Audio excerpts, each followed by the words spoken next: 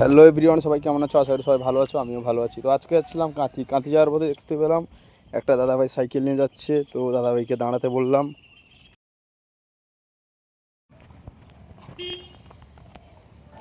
দাদাভাই একটু দাঁড়ানো যাবে? তো ফাইনাল কেস দাদাভাই দাঁড়ালো। দাদাভাইকে জিজ্ঞাসা করলাম যে দাদাভাই কোথা থেকে এসছো? দাদাভাই বললো তারকেশ্বর থেকে এসছে। মানে আমি ঢুকে যাবো আর তো যেখানে থাকো আমার পেছনেরটা যাবে না, পেছনেরটা তো দাদা যাচ্ছে তারকেশ্বর থেকে। দাদাকে জিজ্ঞাসা করলাম কতদিন লাগবে। 1 বছর লাগবে।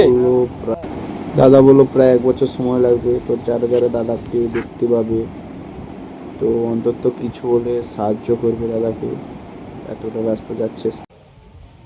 তো যারা যারা দাদার সঙ্গে যোগাযোগ করতে চায়, দাদার ফেসবুকে আইডি নাম আছে লোকনাথ ভাই, ও ইউটিউব চ্যানেলেও এই নামটা আছে।